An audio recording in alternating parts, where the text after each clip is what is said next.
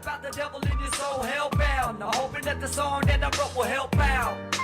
All of this is true. What up, Juggalos? Panic 17 here. CarnivalSpirits, holding it down for the Juggalos, the underground, keeping you up on the up-and-coming artists. And I have an artist right here on the phone. This is In the Tunnels. You guys are no strangers to this, and we got another artist for that motherfucking ass. Everybody remembers April Fool's Fooling Tour. Maybe you know, maybe you didn't. There was a guy by the name of T-Ryde. And let me set this up for you. I pull up to the venue. I see this kid in a mohawk. I'm not really thinking much of it. He's there to see the show. Cool. You know, we're smoking. The show starts. The metal band comes on. We go to a break. When you go to a break, you're losing your audience. You're losing the energy that is in the venue. We come back from the break. Before he even hits the stage, he had that crowd's energy right back where it was. And that's why we are sitting here today. This is T-Ryde from Fort Worth, Texas. How you doing, bro? How you doing, man? I'm doing good. How's the weather over there? The weather? I ain't gonna lie, it's been pretty fucking sunny. But I guess it's pretty rainy today. But we kinda got rain out here this year. Yeah, that's what we're dealing with. Same shit, you know, rain, bullshit. It's usually been like hot as fuck out here, but we've been getting some rain over the last couple months. So. That's one thing that Texas got, and that's fucking heat, man. You are in New Mexico, right? Yeah. Yeah, no, it's almost the same, just right over here. It's hot as fuck. You go outside, feel like you can't breathe? Yeah. So, we saw you, you know, me and my friends saw you at April Fool's Fooling Tour in Roswell, New Mexico. And I seen one of your homies. I'm not too sure who it was. But, you know, whenever you buy CDs from people off of the street, you never know what you're getting. I bought the CD and I was blown away, man. It's fucking amazing. That's tough, man. I really appreciate that. So, what kind of music got you influenced to do this? Man, yeah, it's really crazy. My influences fucking really come from everywhere, bro. Because you know, when I was younger, you know, when I first started getting into music, I didn't even like shit but metal. You know what I mean? Metal and rock and roll. And, that's really all I listened to for a long fucking time was metal and rock and roll. You know, the fucking classic rock, really. I don't know. I ended up somehow getting into ICP and shit.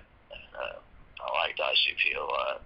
And I started listening to fucking artists like Tech-9. You know what I mean? I'm fucking dosing myself with ICP and Tech-9 all the time. I just listen to a lot of underground shit. That's really just... Those are the artists, you know. I'm from Texas, but I don't really have too many Texas inspirations. Right. To be honest, they're it's more of a slow down style down here. Yeah, it's that Chopped and Screwed, right? Yeah, that's what they chopped it up down here. It's pretty good shit. I mean, it's pretty good shit. Yeah. But it's a little different from my shit. But my shit's still that Texas shit. So when did you're listening to the music? You know, you're listening to metal. You're listening to ICP and rap. When did you realize that, you know what, this is something I want to try. This is something I want to go for? Well, see, whenever I was back doing metal and shit, doing music, I always liked singing anyways. I'd sing, and I liked playing the guitar, you know, and I loved doing music anyways. Really, I guess rapping just kind of came along. I guess I started listening to rap. I just, you know, I already wrote music. I kind of just started writing raps, and then, you know, I wasn't really good at it, I guess, enough to think that I'd want to do it, but at some point, you know, I knew I wanted to do music. You know, I always knew I wanted to do guitar, I wanted to sing, you know, I wanted to do something in music for the rest of my life. Like, that's what I wanted to do. And you know, when rapping came along, you know, I started liking rap a lot more. Like, you know, it's really my shit now. It's my favorite thing, you know, rap. And you know, the better I got at rapping, you know, I started kind of progressing really fucking fast at it. You know, it just took off there, and I was like, man, this is what I want to fucking do. So I started actually trying to make an album and shit, and pushing the album. How old were you whenever you started this process? I started writing raps at like 15. I think I finally recorded my first rap, got around to actually recording one. I was kind of just bullshitting at 15. You know, I kind of started getting 16, 17. That's when I started kind of wanting to actually do it. I recorded my first track at 17. It's a really good fucking track too. It's not on that album, but you know, when I heard myself actually, you know, I was thinking the fucking engineer was just fucking doing a really good job or something. But when I heard myself, I was blown back with my own voice. To be honest, I was just like, man, this is really fucking good. Once I noticed that it was actually good, you know, I was like, fuck, I gotta do this. And that's something that's really hard to find, because whenever you're a teen, what do you want to do? Party, hang out with the homies. It's hard to find somebody who wants to not, look, check it out. I'm going to sit here. I'm going to write. I'm going to try to do this rapping thing. I mean, I had homies that we wanted to do the metal thing and go the metal way, but we ran into the problem of nobody wanted to, you know, sit down and do it. So the fact that you had that, how do you say, you have that passion to just sit down and do it is really paid off. I've always known that there's only one way to do it. That's to do it. That's definitely, and dude, like I said, it's a hell of an album. I really appreciate that, man. I put a lot of work into that one. I mean, I have a couple of projects that I actually did before that, you know what I mean, that only made it to burnt copies, you know what I mean, and passed out to the homies, but now, you know, that they're kind of sketchy with home recordings, but you know, they're still out there. You can find some of the music, but you know, I really try to push anything out unless it's good. And then just that project, Out of the Ashes, was one that I just put a lot of work into. I put a pretty good amount of money into it too to make it happen. But yeah, I put a lot of effort into it, making sure the production was high quality. The recordings are high quality. You know, there's a lot of local artists out there making efforts nowadays, and you know, some of the music might be good, but they have like really tacky engineering and just right. Something that should be pressed up, put out, but they do it anyways. I just don't want to come off like another artist doing the type of game. So this is your first physical release? This is my first physical release, yeah. Out of the Ashes. It's a hell of a release, man. One of the songs, "Lonely People," actually has, I guess you can say, a little skit from Beatles. Yeah. Are you a Beatles fan? Oh, I love the Beatles, yeah. I'm a huge fucking Beatles fan. That's dope. My favorite artist, bro, and just the whole classic rock, you know what I mean? Yeah. Love that shit. Have you ever seen The Last Testament of George Harrison? No, I can't say I have. That's a badass documentary, man. I wasn't really deep into the Beatles, but you watch it, and it's basically him telling about the reverse messages, and you know that Paul had died or whatever. It's a pretty deep interview if you're into that type of thing. Oh man, yeah, that sounds really badass. Yeah, you should. What is it called? The Last Testament of George Harrison. Yeah, I'm gonna definitely check that out, man. Yeah, dude, definitely worth a watch. So, give me some good news, man. How's your mom? My mom she's good, bro. You know, she's happy and shit. You know, me and my mom were really close. You know what I mean? Like we're really close. She goes to, you know, all my shows. You know what I mean? She knows I wrote the song. Right. Everything. I mean, to tell you the truth, she's still on drugs, though. You know, I mean, she's still smoking dope.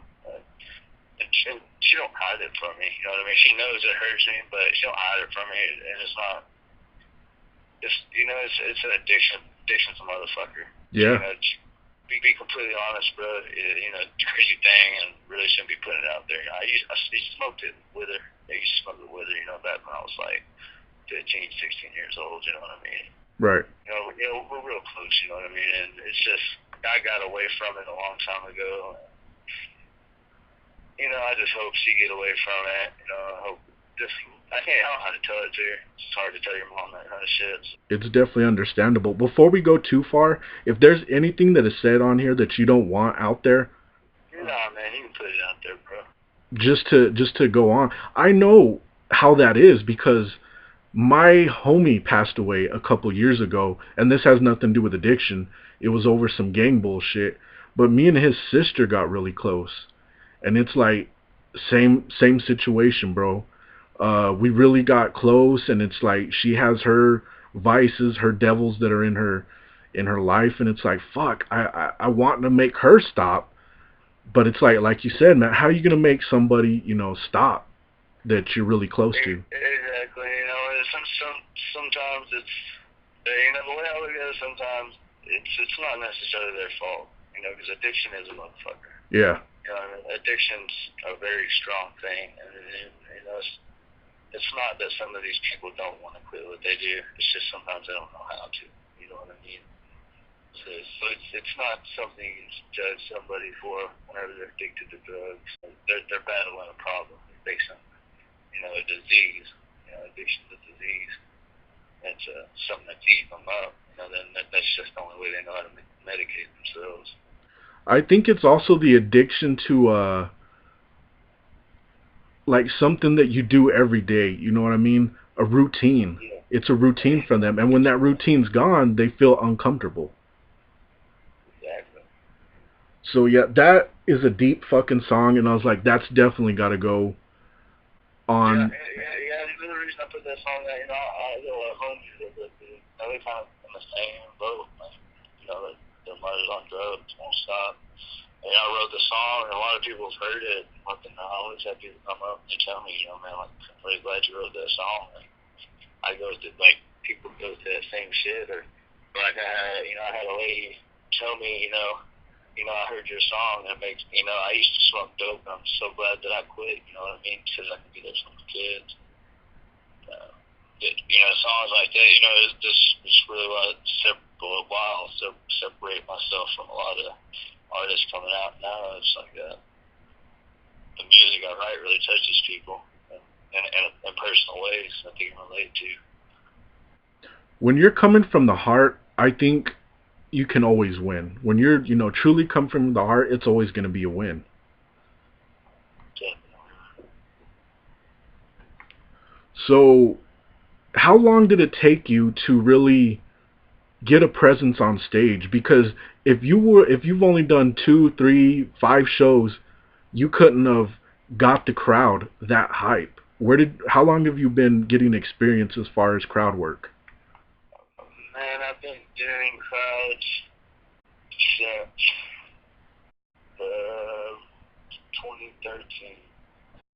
I did a show in 2012, but I only did like one in 2012, so I don't really count that one. But I started actually doing shows like December 2013. That was about my first go around. 2014, I didn't really do fucking any tour. I just fucking did shows. But I mean, I did shows fucking every weekend, bars, clubs, whatever, just doing shows everywhere. And then finally, 2015 came around, and I got the offer on the tour. I did Blazes and Boondocks, and went on tour with them. Yeah, that's what I was gonna bring up. You're no stranger to Psychopathic. You've toured with almost, it seems like, everybody except ICP themselves. Yeah, man, they're my next goal too. I definitely love to get on tour with them. That honestly, I think if you keep up at it, you're gonna get something out of this. Well, I don't know if you've seen, but I actually have a slot on stage this year at the Gathering of the Juggalos. Yeah, I noticed that. You got a spot. Yeah, they gave me a headlining spot at like 3 o'clock in the morning on the Pendulum stage, first night. Dude, that's fucking dope. It can only be up from here, you know what I mean? You can only do better. How did that actually come to be? How did you get on with the Psychopathic artist? On the gatherings? Not just like before that, all the recent ones, like ABK and then the Boondocks and Blaze. My actual plan was this year was I was gonna save up some money. I was going to buy onto a tour, try to get on a tour with a big artist like ICP or Take 9. Right. And, you know, a month went by, 2 months, I'd been saving my money. I had got up a couple stacks. I got up around $4,000 or $5,000. I got a full. I seen Blazes going on tour. You know, I was like, man, well, I gotta hit him up and see if I can get on. So I hit him up, and I ended up negotiating a deal, getting able to buy onto the tour. But the second tour was this week though, because I guess they enjoyed my presence on the first tour, and they gave me the deal. And that's how I got back on tour. Oh yeah, and that pretty much ABK, same thing, word of mouth. Yeah, well, yeah, I was one of the guys that, it was actually the guy that does stage setup. He did stage setup on the Blaze tour. He actually worked as the tour man, one of the tour managers for the second tour. So he was the tour manager for the ABK tour. Hell he yeah. ended up getting me the deal for the ABK tour. And how about the gathering spot? Because that's a pretty big spot. You know, that's showing that they're putting, you know, time into you. They back you up. Yeah. Well, see, the gathering, yeah, definitely, because by the time I had sent in for the gathering, you know, they had, I was already on tour with Blaze, you know, and I had also already had the tip that I was about to go on tour with Kill It too, so, you know, I put that in my EPK whenever I sent it in, you know, and I've already done shows, you know, down here in Dallas and Fort Worth with, you know, fucking Pilot, Twisted, Ridge, you know, yeah, I know shows down here with a bunch of artists, you know what I mean, and not just done shows, but actually did shows and sold tickets and promoted well and did successful shows, you know what I mean? Right. And that's what I always just wanted to take my money and put it into something better. So I took instead of these little shows, I just took my money and hit up Psychopathic, because, you know, they've always been the ones, you know, they've always been my inspirations, you know what I mean? I don't know that everybody else's inspiration, but you know, Psychopathic's big inspiration. You know, my style is different than theirs, but I'm inspired by their work ethic. You know what I mean? Psychopathic's always been a hardworking company. For sure. They've always been a real true to their fans. You know what I mean? That's something I really respect. So right. that's you know, Juggalos are crowds that I really want to. You know, I'm a Juggalo myself, and you know, Juggalos are people that I really want to put my music out there too. It's just a crowd that kind of raised me. You know what I mean? And that's the other thing that I really respected about your album, is that you really don't talk about it. One song, I believe it's Eggs one and... song I threw it in there just so I could get some Juggalos some laughs. Yeah, I think it's Eggs and Bacon, right? Yeah, Eggs and Bacon. Yeah. So, I mean, that's some Juggalos are not to diss anybody, but they quick to throw that out there. Yeah, some people really bite on the Psychopathic lines really hard. I mean, that on strange music lines, and just, you know, the game don't work that way. You got to kind of be original. Right. Kind of come at it at your own angle. But, you know, I had to throw some love in there for the Juggalos. For sure. But I did want to use it like that. I have heard a lot of artists to it. Right. I don't want the game to be like that. Not to revert, to go back, but it's crazy how you said that you were a metal fan and now you're into rap. It's one thing to want to rap, but to chop, you know, to fucking do that quick spit and how you do. How did you do that? I guess really it would be like just, you know, listen to artists like Take 9 and shit, and you know, Tech and Bunko, just listening to artists like that, just kind of spitting my raps, and then to be honest, whenever I finally came about to writing my own raps, it's really the way I just done it. Like it's how I rap. You know what I mean? Just a reflex. I started rapping, and honestly, I really thought it's real weird to me sometimes because I feel like it's a real easy thing for me to do, to rap fast, and like it seems like it should be easy for everybody, but it really ain't. No, I know what you mean. It kind of blows my mind because it comes off so fluent to me. And, you know, I love it. Like I love the sound of it. I love, you know the feeling of when you're doing something good. You know what I mean? Right. You feel like you're just on your game. Right. You're like, fuck yeah. Does for me. Makes you feel like I'm doing my thing. No, you definitely are. I mean, I understand what you mean as far as like a reflex. Like you just fucking, it just comes out. It's not trying. It's just something that's a reflex. It's natural. Exactly. I mean, a lot of artists out here trying to fast rap and they stutter up. They don't sound right. And me, I don't really try to. It's just kind of how I write. It's, I like fast rap. I don't know. I guess it's just all the reps I used to repeat. I just kind of made it. I used to repeat a lot of check raps, just rapping. I used to like just listen to music. So, Gathering of the Juggalos, is that going to be your first one? That is my first performance at the Gathering. I've been to the Gathering a couple times. I've been in 2012, 2013. Hell yeah. I didn't get to make it last year. I was gonna go last year, but I sent in a press kit. I sent it in too late, and I didn't get a spot. I just had a kid, so I couldn't really afford to go up there. I wasn't gonna be playing, so I wanted to stay out last year. Right. I sent my press kit in. The good thing is by the time I sent my press kit in this year, I had built up better statistics, that shows that it was his name and what's his name, did a tour with Blaze. I made it look good. And I guess that's what got me such a high spot. You definitely have a presence, and I think you got nothing but good coming to you, man. I really appreciate it, man. I try really hard at it. And that was the other thing that I didn't know if you wanted to put it out there, but I think you even mentioned having a kid on your album. Yeah, definitely. Yeah, no, I actually wrote that right before she was born.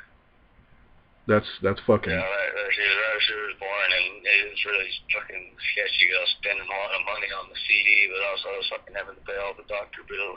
Right. And we were at that time we were living with her fucking mom, so it was real hard trying to actually get the fucking album out and all that shit going on. I mean, everything's eased up nowadays, but I mean at the time of that album coming out, that album was motherfucking making. And it was all my own money. There was no investors, nothing. That's amazing, dude. See, I mean, that's the type of story that you love hearing, is somebody who gives it their all, and I guess metaphorically speaking, swimming across an ocean and leaving nothing on the way back. Is basically, I guess, what you did. Is like you're putting your everything into this and hope that you make it. That's exactly what I'm doing, but hoping I'm making. I know this is my number one goal for the time I wake up to the time I go to sleep, man. Instead of making it a scam. So, after Gathering of the Juggalos, what's T-Ryde going to be up to? I'm thinking about, I'm thinking about starting to work on a new CD. You know what I mean? I really want to make a new one, but I'm really trying to push this one right now because I just don't. I feel like it's not all the way out there like I want it to be before I start working on the second one. Right. But really, what my plan is after the Gathering, I really want to do what I can. I want to get on a tour with Tech9 or ICP or Ritz, a bigger artist. Artists where I can get my name out on the tour pretty good. You know what I mean? To get my music out there. I just want to get onto a bigger tour, really, by the end of the year. I wish you all the luck in the world, man. So, I appreciate it. Before we end this, just ask a couple of fun little questions. What are you bumping when you're trying to get away from your music? What are you listening to? Sure. Lately, I've actually become really, really fond to trap music. I don't know if you know what that is. It's like the fucking crazy ass fucking techno rap shit. It's like techno, but it's like hardcore hip hop sounding. No. There's not a lot of lyrics to it. Sometimes I just like to get away from the lyrics. Right. But yeah, I've been bumping a lot of that shit. But I mean, artists I really like here lately. I've been checking Kasky out. I really like him. He's pretty cool. Yeah, I got a homie that's pretty into him. Yeah, he's pretty good. He's been there on the Big Sean. I like Big Sean. He's got a new CD out. But really, I don't know if other artists are like that a lot of the time. I'm not in a conceited way. I'm bumping my own CD. Right. I keep it in the CD player at all time. I'm pretty sure I've heard it more than anybody else. Yeah, you got to listen to your own shit before it comes out. Yeah, but I listen to out of that. It's just fucking every day, man. That's my music, man. I love it.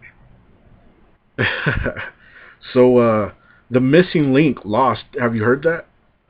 Yeah. What did you think about it? That shit was intense.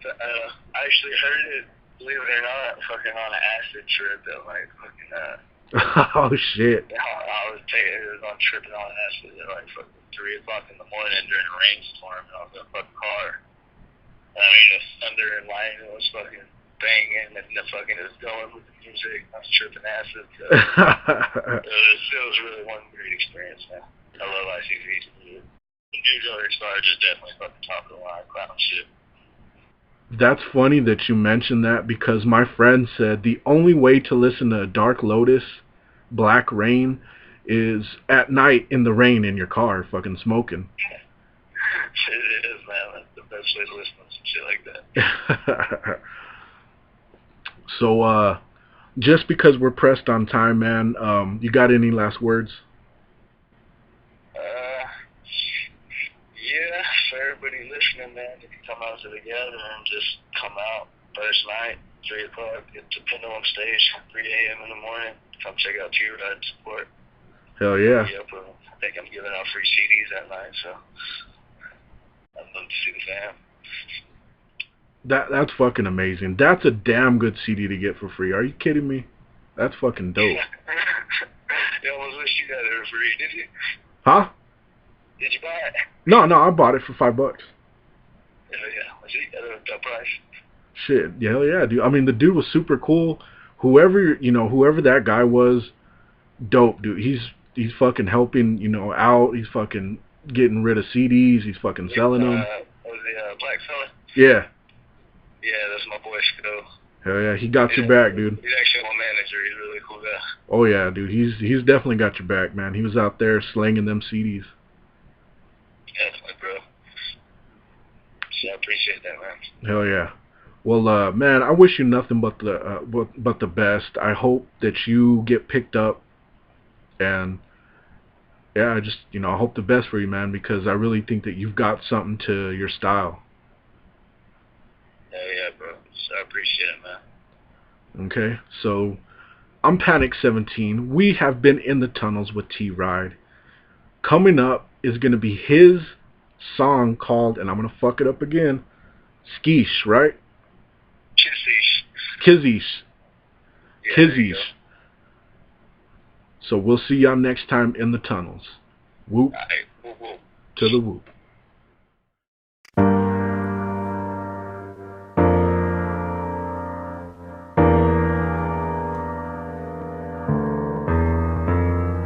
Little baggies on the floor, little baggies in the drawer. I just cannot take these little baggies anymore. Where to begin? You're wearing me thin. The feeling in my heart, there's no comparison. You're sitting in a hole, I'm outside staring, and the fumes in my heart have consumed my pen. Ink that I write equals to the tears that I cry. It tears me apart, evil runs your life. I become the sum of a fucked up mind. Multiply the trouble I might come to find. Tragedy's the outcome and death is the finish. I blame it on myself like it's my fault you're in it. There's nothing I can do, you inflicted yourself. If you're the one that does it, why do I live in hell? All of this is true, mama. I don't know what to do, mama. I wrote this song for you, mama. I love you, mama. Little baggies on the floor, little baggies in the drawer. I just cannot take these little baggies anymore. Little baggies on the floor, little baggies in the drawer. I just cannot take these little baggies anymore. You're always out of money and the house looks trash. I always try trying to tell you, but you always get mad. You think I'm being mean, but really I'm just sad. Sitting in the pain with my pen and pad. I know you think I'm not, but I'm thinking about you a lot. Sitting in the rain, mama, pain's what I got. Thankful for the life that you gave me, a baby rock. If I make it to the top, can you make the drug stop? It's a question, thought I had an explanation. Let's face it, you need some mental rehabilitation from the drugs. I really miss getting your hugs. Arms wide open and a heart full of love. All of this is true, mama. I don't know what to do, mama. I wrote the song for you, mama. I love you, mama. Little baggies on the floor, little baggies in the drawer. I just cannot take these little baggies anymore. Little baggies on the floor, little baggies in the drawer. I just cannot take these little baggies anymore. What do? You got me coddled and blue. I'm stuck to the feeling like a bottle of glue. Yo, an angel, sick with the rose of roses. You split my mind just like the sea of Moses. Still, locked with the real. Thoughts of you ill, got my oxygen seals. And I ain't even breathing, fear of you leaving me here. And I mean it, I ain't sincere, this is tears that I'm seeing. Rolling down my cheek, just a puddle on the ground. Ripple through the water of the dripping sound. Think about the devil in your soul, hellbound. Now hoping that the song that I wrote will help out. All of this is true, mama. I don't know what to do, mama. I wrote this song for you, mama. I love you, mama. Little baggies on the floor, little baggies in the drawer. I just cannot take these little baggies anymore. Little baggies on the floor, little baggies in the drawer. I just cannot take these little baggies anymore.